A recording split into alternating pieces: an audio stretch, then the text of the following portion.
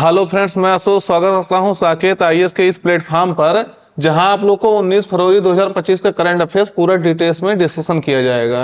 तो उम्मीद करता हूं आप सब रेडी होंगे आज के करंट अफेयर्स पढ़ने के लिए। तो शुरुआत करते हैं आज के पहले क्वेश्चन के साथ। कह रहा भारत के पहले वर्टिकल बाइफेशियल सोलर प्लांट का उद्घाटन कहाँ किया जाएगा। कहाँ किया गया, सॉरी किया जाएगा नहीं, कहाँ किया गया। देखिएगा, कोई चीज पहला होता है तो वो महत्वपूर्ण हो जाता है। तो ये आपको बताना है भारत के पहले वर्टिकल बाइफेशियल सोलर प्लांट का उद्घाटन कहाँ किया गया है। तो विकल्प में आपका है लखनऊ, नई दिल्ली, मुंबई, हैदराबाद। तो सही उत्तर आपको बताना है, कमेंट करके बताइए। वैसे सही उत्तर आपका रहेगा नई दिल्ली में। कहा किया गया? नई दिल्ली में इसका उद्घाटन किया गया। तो इसके अब पहला ये जानिए, वर्टिकल बाइफेशियल सोलर प्लांट क्या होता है। तो ऐसा सोलर प्लांट जिसका जो है दोनों तरफ से सौर ऊर्जा प्राप्त हो सके उसको कहते हैं वर्टिकल, और जो सीधे खड़ा कर दिया जाए और दोनों तरफ से सोलर एनर्जी उसको प्राप्त हो सके उसी को कहते हैं वर्टिकल बाइफेशियल सोलर प्लांट। तो दिल्ली मेट्रो, पहले इसका डिटेल देख लीजिएगा थोड़ा सा। दिल्ली मेट्रो रेल कारपोरेशन ने जो है आई मेट्रो के बैनर तले तथा भारतीय उद्योग परिसंघ और भारतीय ग्रीन बिल्डिंग काउंसिल के सहयोग और साझेदारी से नई दिल्ली में green metro system the future of urban mobility विषय पर 5वां अंतरराष्ट्रीय सम्मेलन आयोजित किया। कौन किया था? तो दिल्ली मेट्रो कारपोरेशन ने इसके इनके सहयोग से किया था। ये चीज भी इसी के तहत हुआ था। और वहीं उसका उद्घाटन जो है मनोहर लाल खट्टर, जो केंद्रीय आवास और शहरी कार्य मंत्री हैं तथा बिजली मंत्री भी इन्हीं के पास, मंत्रालय भी इन्हीं के पास है। तो इन्होंने इसका उद्घाटन किया था। और इसी सम्मेलन के दौरान, ये जो सम्मेलन हो रहा था उसी सम्मेलन के दौरान, सम्मेलन में केंद्रीय मंत्री जो है मनोहर लाल खट्टर ने ओखला विहार मेट्रो स्टेशन पर मेट्रो वायडक्ट पर भारत के पहले वर्टिकल बाइफेशियल सोलर प्लांट की स्थापना की तथा खैबर पास डिपो का उद्घाटन भी वहीं किया। तो ये कल का न्यूज है, इसको आप लोग याद रखना। उद्घाटन कौन किया था? तो मनोहर लाल खट्टर ने उद्घाटन किया था। कहाँ किए थे? तो दिल्ली में किए थे। ये देखिएगा, ओखला विहार मेट्रो स्टेशन पर जो है इसका उद्घाटन किया गया था। ध्यान रखना है, इंपॉर्टेंट है। 1 मेगावाट के रूफटॉप सोलर पावर, इसी यहाँ जो है ये भी किया गया है उद्घाटन। तो 1 मेगावाट के रूफटॉप सोलर पावर प्लांट का उद्घाटन किया गया था, यहाँ ये भी किया गया था। और बाइफेशियल पैनल दोनों तरफ से सूर्य की रोशनी को जो है पकड़ने के लिए डिजाइन किया गया है। इसको हिंदी में कहते हैं ऊर्ध्वाधर द्विमुखी सौर संयंत्र, जिसको कह रहे हैं बाइफेशियल पैनल, बाइफेशियल जो है सोलर प्लांट। तो यह एक जो है सौर ऊर्जा प्रणाली है जो दोनों तरफ फोटोवोल्टिक कोशिकाओं के साथ जो है लंबवत रूप से लगे पैनलों का उपयोग करती है।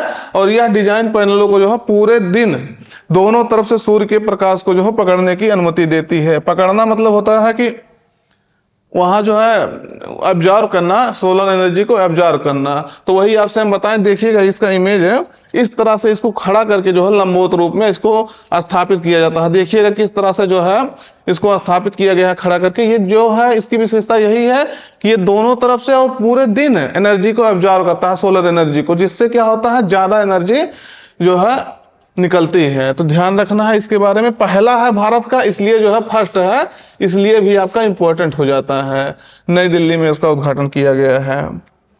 अगला है जी सफल योजना किस राज्य सरकार द्वारा शुरू की गई है। तो आप लोगों को बताना है ये जी सफल योजना किसके द्वारा शुरू की गई है। विकल्प में है आपका गोवा, गुजरात, उत्तर प्रदेश, राजस्थान।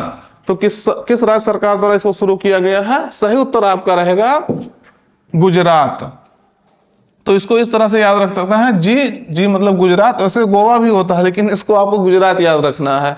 गुजरात सरकार द्वारा जी सफल योजना शुरू की गई है। तो इसकी विशेषता क्या है ये जान लेना जरूरी हो जाएगा, क्योंकि जो है इसका विशेषता पूछा जा सकता है।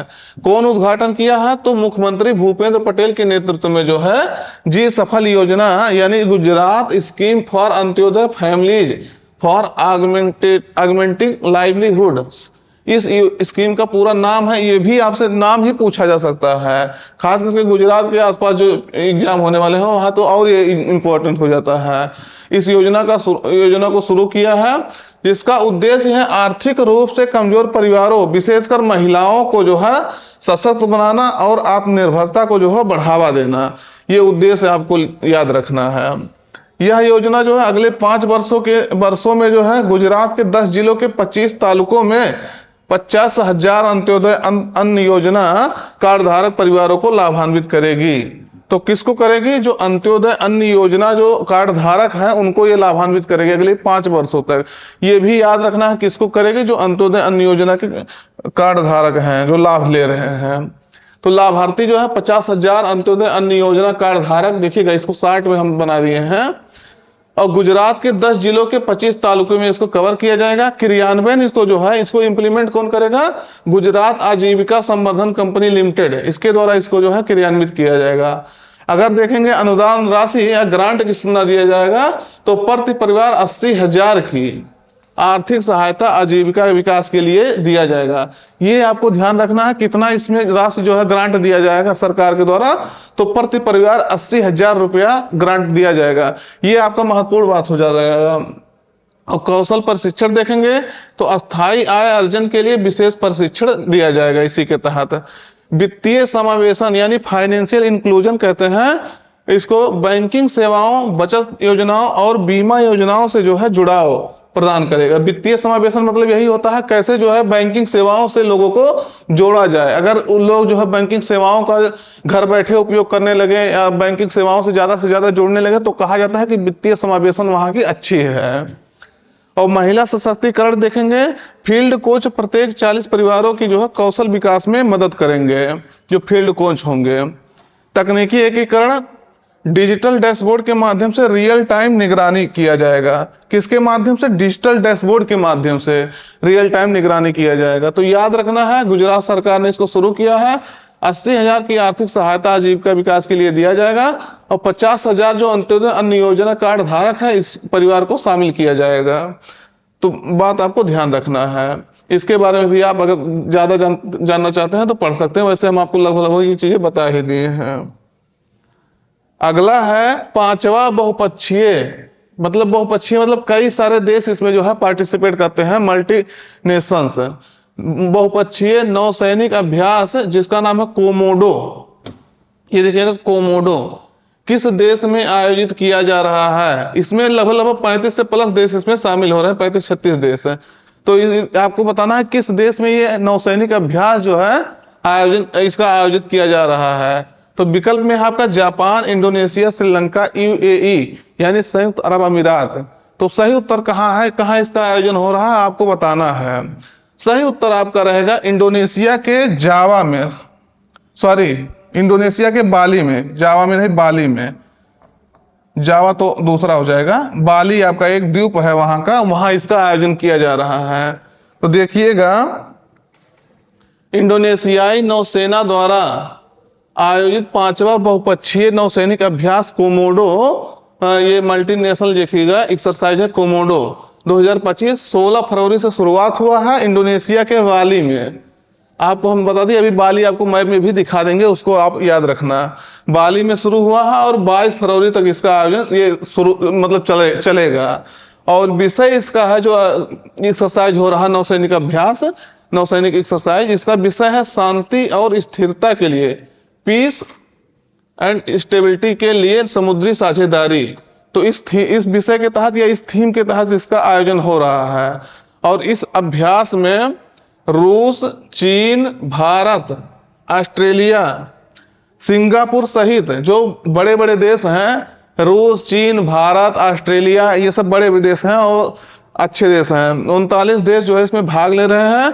इसमें 34 विदेशी युद्धपोत और 18 इंडोनेशियाई नौसैनिक जहाज शामिल हैं। तो ये आपका इंपॉर्टेंट हो जाता है, कितने? 34 विदेशी युद्धपोत और 18 इंडोनेशियाई नौसैनिक जहाज इसमें शामिल हैं। अब इसमें आपका महत्वपूर्ण बात ये हो जाएगा कि भारत की तरफ से कौन सा जहाज शामिल हो रहा है, ये आपका बहुत महत्वपूर्ण बात हो जाएगा। तो देखिएगा भारत जो है बहुपक्षीय नौसैनिक अभ्यास कोमोडो में INS शार्दुल, ये बात आपको याद रखना, किसको? INS शार्दुल को इसमें शामिल किया है। और INS शार्दुल और एक जो है P-8I विमान को भागीदारी के लिए घोषणा किया, मतलब उसको लिए भेजा है। क्या? P-8I विमान। तो ये चीजें दोनों आपको याद रखना, यही क्वेश्चन आपका ज्यादा महत्वपूर्ण हो जाएगा। कहाँ हो रहा है ये महत्वपूर्ण हो जाएगा, मल्टीनेशनल एक्सरसाइज है और P8I और INS शार्दुल इसमें भारत की तरफ से पार्टिसिपेट कर रहा है। कहाँ, बाली में। तो ये आपको याद रखना है। उद्देश्य इसका यही है, जो समुद्री अंतः क्रियाशीलता और क्षेत्रीय सुरक्षा सहयोग को जो है बढ़ाना, कैसे जो है क्षेत्रीय सुरक्षा को बढ़ाया जा सकता है, इसलिए ये एक्सरसाइज का आयोजन किया जा रहा है बाली में। संस्करण कौन सा है, 5वां संस्करण है, तो ये याद रखना है। ये देखिएगा आपका बाली मैप है, कहाँ है, इंडोनेशिया का। ये बाली एक द्वीप है, तो यहाँ आप देखेंगे ये आपका इंडोनेशिया है।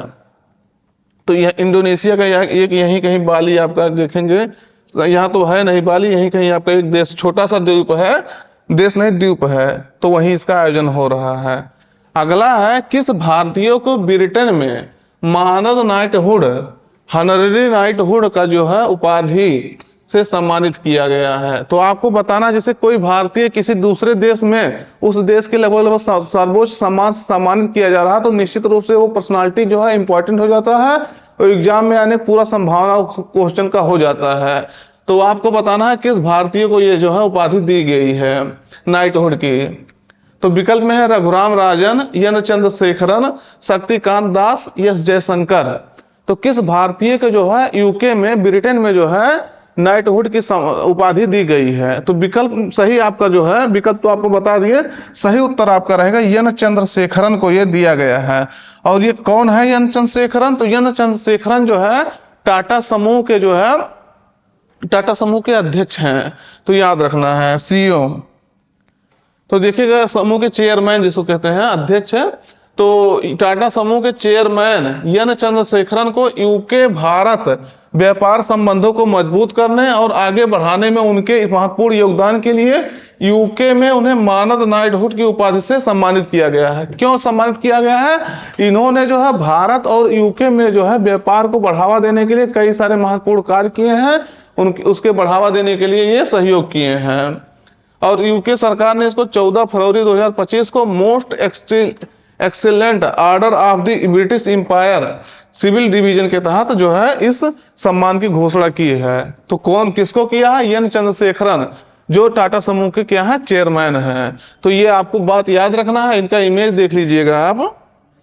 वैसे आप ये जानिएगा, नाइटहुड जो है यूनाइटेड किंगडम का एक सर्वोच्च सम्मान है। यह पुरस्कार उन लोगों को दिया जाता है जिन्होंने जो है राष्ट्रीय अंतर्राष्ट्रीय स्तर पर कोई महत्वपूर्ण योगदान दिया है, और खास करके ब्रिटेन से जो है वो ब्रिटेन से संबंधित हो। जैसे क्या ब्रिटेन के सहयोग को बढ़ावा देने के लिए, उससे व्यापार को बढ़ावा देने के लिए, तो उनको दिया जाता है अंतर्राष्ट्रीय लेवल पर। और नाइटहुड की उपाधि पाने वाले पुरुषों को जो है, मेल्स को नाइट और महिलाओं को डेम की उपाधि जो है दी जाती है। ये भी आपको याद रखना है। इमेज देख लीजिएगा, ये है आपके एन चंद्रशेखरन जो टाटा समूह के चेयरमैन हैं। अगला देखिएगा क्वेश्चन, हाल ही में भारत सरकार द्वारा शुरू की गई उद्यमिता के लिए AI पहल में कितने युवाओं को प्रशिक्षित करने के लिए ट्रेनर बनाने के लिए लक्ष्य रखा गया है। तो कितने युवाओं को जो है प्रशिक्षित करने का लक्ष्य रखा गया है, वो भी किस स्कीम के तहत जो है शुरू की गई है, उद्यमिता के लिए AI पहल, आर्टिफिशियल इंटेलिजेंस यानी कृत्रिम बुद्धिमत्ता जो है पहल। तो आपको बताना कितने जो है लोगों को प्रशिक्षित किया जाएगा। विकल्प में है 20,000, 1 लाख, 2 लाख, 2.25, 2.5 लाख मतलब। तो आप लोग को बताना है कितने लोगों को जो है प्रशिक्षित किया जाएगा इस पहल के तहत। सही उत्तर आपका रहेगा 1 लाख युवाओं को जो है प्रशिक्षित किया जाएगा। तो इसको देख लीजिएगा थोड़ा इसके बारे में। भारत सरकार द्वारा इसको अभी शुरू किया गया है। भारत सरकार ने इंटेल इंडिया के सहयोग से, ये आपको याद रखना किसके सहयोग से ये पहल शुरू किया गया है, तो इंटेल इंडिया के सहयोग से उद्यमिता के लिए AI पहल यानी artificial intelligence for entrepreneurship initiative शुरू की है। किसके सहयोग से, इंटेल इंडिया के सहयोग से। और लक्ष्य क्या है, 2025 तक 1 लाख युवाओं को जो है कृत्रिम बुद्धिमत्ता यानी AI, आर्टिफिशियल इंटेलिजेंस और उद्यमिता कौशल, एंटरप्रेन्योरशिप स्किल में प्रशिक्षित करना, उनको ट्रेन करना। तो इसलिए इसको शुरू किया गया इस लक्ष्य के तहत। यह पहल जो है देश भर में युवा उद्यमियों के बीच जो है कौशल विकास को बढ़ाने और नवाचार को बढ़ावा देने की जो है व्यापक रणनीति का एक हिस्सा है। इसके तहत इसको शुरू किया गया है। तो ये आपको याद रखना, इंटेल इंडिया के तहत शुरू किया गया है। 1 लाख युवाओं को जो है प्रशिक्षित करना है, तो याद रखना है। अगला है, देखिएगा, चर्चा में रहा कतर्निया घाट वन्यजीव अभयारण्य। कतर्निया घाट वाइल्ड लाइफ सेंचुरी क्यों चर्चा में रहा है? तो किसी कारण से चर्चा में रहा था, अभी आपको बता रहे हैं क्यों चर्चा में है। तो एक आपको बताना है इसका स्थिति कहाँ है, ये कहाँ स्थित है। तो विकल्प में है आपका उत्तराखंड, उत्तर प्रदेश, मध्य प्रदेश, राजस्थान। तो सही उत्तर आपको बताना है ये कहाँ स्थित है कतर्निया घाट वन्यजीव अभयारण्य। सही उत्तर आपका रहेगा उत्तर प्रदेश और नेपाल के बॉर्डर पर ये स्थित है, लेकिन इसका सिचुएशन मुख्यतः कहाँ है? उत्तर प्रदेश में स्थित है। तो देख लीजिएगा इसके बारे में। भारत नेपाल सीमा के पास जो है कतर्निया घाट वन्यजीव अभयारण्य में 40 से 45 वर्षीय जो है एक नर हाथी का शव मिला है। उसके कारण से ये न्यूज में था। जैसे देखिएगा, हाथी हो गए, टाइगर हो गए, लायन हो गए, ये सब हमारे देश के जो है प्रोटेक्टेड एनिमल्स हैं। अगर इनका कहीं जो है किसी कारण से डेथ हो जाता है तो ये चर्चा का विषय बन जाता है। इसके कारण से ये जो है इसका न्यूज में था।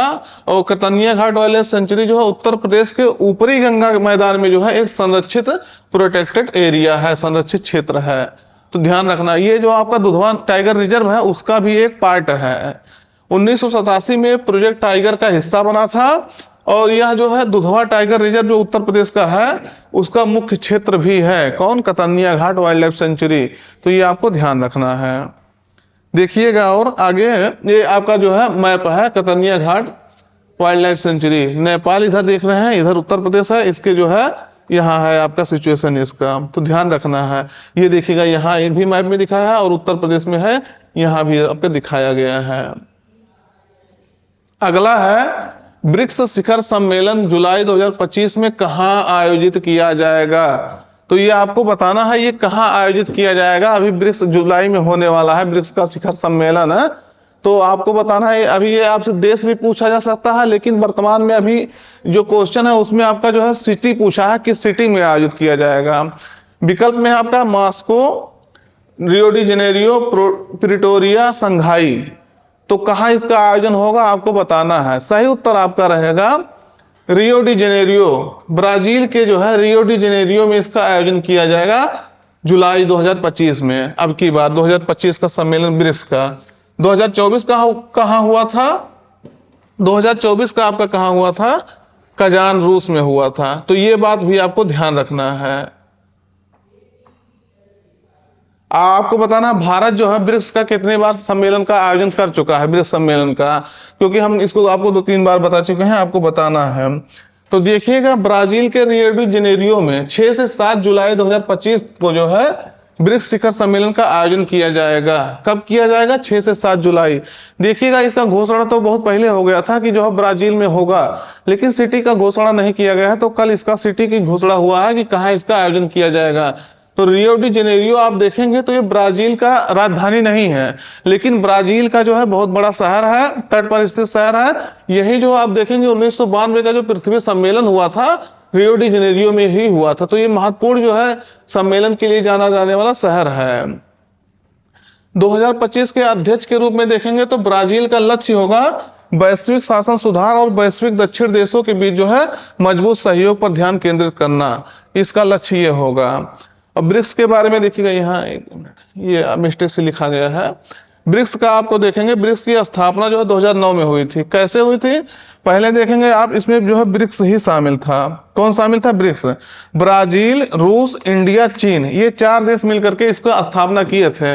लेकिन 2010 में जब इसका सम्मेलन हुआ 2009 में, तो घोषणा किया गया कि साउथ अफ्रीका यस इसमें जुड़ गया। साउथ अफ्रीका इसका जो है 5वां देश बन गया। तब से लेकर के अभी तक जो है ब्रिक्स में लगभग 5 ही देश चल रहे हैं। लेकिन पिछले वर्ष से 2023 से देखेंगे तो इसमें जो है 6 देश शामिल हो गए हैं तब से। तो 2009 में इसका वैसे स्थापना किया गया था।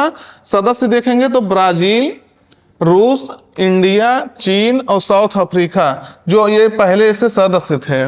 ये आपको हम पहले ही बता दिए यहाँ ना। और अभी देखेंगे तो मिस्र, जिसे इजिप्ट कहते हैं, यूएई यानी संयुक्त अरब अमीरात, सऊदी अरब, ईरान, इथोपिया और इंडोनेशिया इसके पास जो है सदस्य बन गए हैं, मेंबर्स बन गए हैं। अभी इंडोनेशिया, अभी आपको हम बताए थे, रिसेंटली बताए थे कि इंडोनेशिया इसका जो है सबसे नया सदस्य बना है। तो याद रखना है ये चीजें। अब इसके बारे में आप और देख लीजिएगा, ये देखिएगा आपका मैप है। इजिप्ट हो गया, सऊदी अरब, ईरान, रसिया, चीन, India, UAE, Ethiopia, south Africa, Brazil. तो इतने देश इसके जो है आपके सदस्य हैं। देखेंगे ब्रिक्स, तो ये आपका नाम इसका यही अभी तक है, नाम अब चेंज नहीं किया जाएगा चाहे जितने भी इसमें कंट्री हो जाए। अर्जेंटीना इसमें जो है शामिल होने के लिए कहा था, लेकिन तो वो शामिल नहीं हो पाया था, किसी कारण से वहां विरोध वगैरह होने लगा था। और इसमें कभी कभी आप देखेंगे 10 देश को ही दिखाएगा। आप कहेंगे आप 10 देश को ही क्यों दिखाएगा? क्योंकि जो आप देखेंगे अभी कजान में जब सम्मेलन हुआ था, तो यहाँ आपका सऊदी अरेबिया जो है उसमें पार्टिसिपेट नहीं किया था। जब 2024 का कजान में सम्मेलन हुआ था ब्रिक्स का, तो सऊदी अरेबिया उसमें सम्मेलन में शामिल नहीं हुआ था। तो ये कहा जा रहा था कि ये जो है इसका सदस्य अभी पूर्ण रूप से नहीं बना है। हालांकि ये सदस्य जो है बन गया है, कई सारी जगह इसका अपना नाम इसका आप पाएंगे। तो अगर 10 पूछे या 11 पूछे उससे आप कंफ्यूज ना होना, सिर्फ आपको ये देश याद रखना है। तो अभी इसका इंडोनेशिया सबसे रिसेंटली सदस्य बना है, इसको भी ध्यान रखना है। कह रहा है चर्चा में रहा खसरा, जिसे मीजल्स कहते हैं। मीजल्स रोग किस एजेंट के कारण जो है फैलता है, किस कारण से जो है मीजल्स आपका फैलता है, जो अभी यूएसए के टेक्सास में फैलने लगा है काफी तीव्रता से। तो इसके कारण से ये न्यूज में था। तो विकल्प में आपके प्रोटोजोआ, वायरस, कवक यानी फंगस, बैक्टीरिया यानी जीवाणु। तो किसके कारण से ये फैलता है खसरा, मीजल्स? तो सही उत्तर आपका रहेगा ये वायरस के कारण जो है फैलने वाला बीमारी है, जो आपका काफी इसलिए जो है एक खतरनाक बीमारी है क्योंकि ये वायु के माध्यम से भी फैल सकता है। यानी एक व्यक्ति को हुआ है, उसके अगर आसपास आप वायु में वहां रहते हैं तो वो आपको भी फैल सकता है, आपको भी हो सकता है। तो देखिएगा खसरा जो है एक अत्यधिक संक्रामक वायरस है, जो कम टीकाकरण दरों और अंतरराष्ट्रीय यात्रा के कारण जो है अमेरिका, विशेष रूप से जो टेक्सास, आपका टेक्सास में फिर से उभर रहा है। तो इसी कारण से ये न्यूज में था। यह एक वायु जनित रोग है। आपको हम बताया ना, जो पैरामाइक्सो वायरस, ये आपको याद रखना है। ये आपसे डायरेक्टली पूछा जा सकता है कि जो अभी फैल रहा है मीजल्स, खसरा, तो ये किस वायरस के कारण से होने वाला बीमारी है। तो वायरस तो अभी आपको पता चल गया कि वायरस से होने वाला है, लेकिन किस वायरस से होने वाला है? तो पैरामाइक्सो वायरस के कारण होने वाला बीमारी है, जो सीधे आपके संपर्क में, अगर उस व्यक्ति को, जिस व्यक्ति को हुआ, सीधे आप संपर्क कर लेते हैं, टच कर देते हैं, तो भी हो जाएगा। और आपके वायु के माध्यम से जो है ये फैल सकता है, हवा के माध्यम से ये फैल सकता है। वायरस देखेंगे ये श्वसन मार्ग को जो है आपको संक्रमित करता है और गंभीर जटिलताओं और मृत्यु का कारण बन सकता है। तो ये आपको ध्यान रखना है। लक्षण देखेंगे खसरा के, तो खांसी हो गया, बहती नाक, लाल आंखें और मुंह में जो है सफेद दाग या धब्बे, चेहरे और गर्दन पर आपके दाने जो है दिखाई देते हैं। तो देखिएगा इमेज कुछ इस तरह से आपके खसरा होता है। आप इससे प्रभावित लोगों को आप जरूर देखे होंगे। अगला है देखिएगा, हाल ही में किस देश में तमिल कवि और दार्शनिक तिरुवल्लुवर की प्रतिमा, देखिएगा प्रतिमा है यहाँ, प्रतिमा, इसका प्रतिमा का अनावरण किया गया है, अनवील्ड किया गया है। तो कहाँ, किस देश में किया गया है? विकल्प में है आपका फिलीपींस, थाईलैंड, सिंगापुर और उसके बाद जापान। तो कहाँ किया गया है? सही उत्तर आपका रहेगा फिलीपींस में इसका जो है उद्घाटन किया गया है। भारत और फिलीपींस के जो है राजनयिक संबंध के 75 वर्ष पूरे हो गए हैं, उसके कारण से एक कार्यक्रम आयोजित किया गया था, जिसमें ये जो है तमिल कवि हैं और दार्शनिक हैं, फिलोसफर हैं, तिरुवल्लुवर। इनके बारे में आप जरूर इतिहास में पढ़े होंगे। इनका जो है प्रतिमा का अनावरण किया गया है फिलीपींस में। तो देख लीजिएगा, इसका जो हर्ष कुमार जैन जो वहां भारत के राजदूत हैं, उनके द्वारा इसका उद्घाटन किया गया है 17 फरवरी को। सेबू वहां का जो है द्वीप है, द्वीपीय क्षेत्र है, गुल्लास कॉलेज ऑफ मेडिसिन है, उसी में इसका उद्घाटन किया गया है।